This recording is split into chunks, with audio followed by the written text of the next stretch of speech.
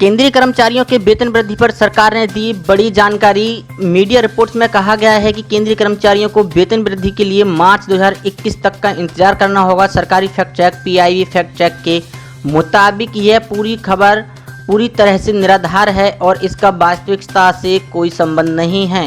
Corona संकट के चलते केंद्रीय कर्मचारियों के वेतन वृद्धि स्थगित करने का मोदी सरकार का कोई प्रस्ताव नहीं है। सरकार ने उन मीडिया रिपोर्ट्स को पूरी तरह से गलत बताया है जिसमें डिपार्टमेंट ऑफ पर्सनल ट्रेनिंग डीओपीएटी का हालात देते हुए एक मीडिया रिपोर्ट्स में दावा किया गया है कि केंद्र सरकार ने अगले साल तक वेतन वृद्धि को स्थगित कर दिया है।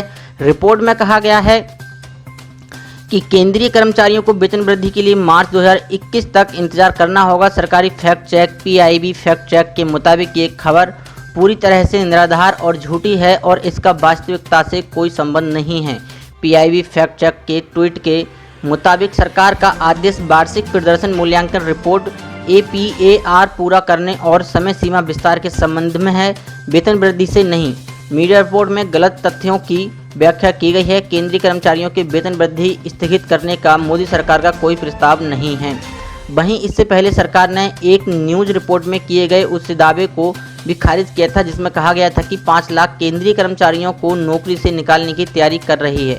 ये एक फेक न्यूज है। सरकारी fact check PIB fact check कहा था कि सरकार ऐसे किसी प्रस्ताव पर विचार नहीं कर रही है। इस तरह की खबरों से सावधान रहें। पीआईबी फैक्ट चेक के जरिए ही यह जानकारी दी गई थी। बता दें कि कोरोना संकट के चलते केंद्र सरकार ने केंद्रीय कर्मचारियों और पेंशनर्स को महंगाई भत्ते पर कैंची चलाई है। इस फैसले के बाद इस बात की चर्चा थी कि सरकार कर्मचारियों की शिफ्ट को 10 घंटे करने जा रही है। सरकार ने इसे अफवाह करार देते हुए साफ किया था कि ऐसा कोई भी फैसला ही नहीं लिया है। सरकारी fact check PIB fact check ने एक ट्वीट के जरिए भी ये जानकारी दी है। साथ ही एक और बड़ी खबर है, इन कर्मचारियों की सैलरी में होगी बढ़ोतरी, मिलेगा 21% डीए का फायदा।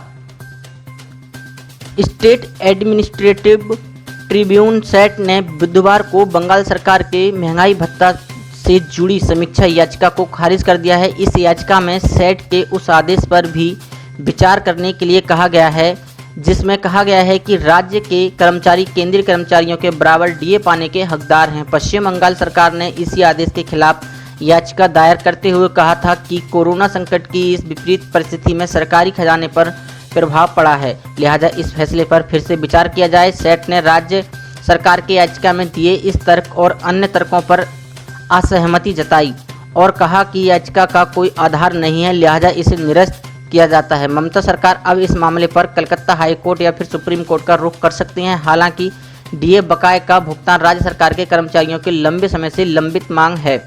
मालूम हो कि पश्चिम बंगाल के सरकारी कर्मचारियों और केंद्र कर्मचारियों को मिलने वाले डीए में 21% का भारी अंतर है।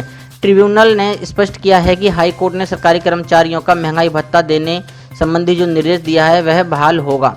इससे पहले पिछले 26 जुलाई को सेट ने एक आदेश जारी किया था कि जिसमें कहा गया था कि राज्य सरकार के कर्मचारी केंद्र सरकार कर्मचारियों के बराबर वेतन पर डीए पाने के हकदार और राज्य सरकार को अपने कर्मचारियों के लिए सभी बकाया राशि देने पर विचार करना चाहेंगे। ये भी कहा गया था कि केंद्र सरकार की तरह ही राज्य सरकार का डीए उपभोक्ता मूल्य सूचकांक के आधार पर तय होना चाहिए। ऐसी बड़ी खबरों को देखने के लिए हमारे चैनल को सब्सक्राइब करें और वीडियो को लाइक शेयर जरूर करें।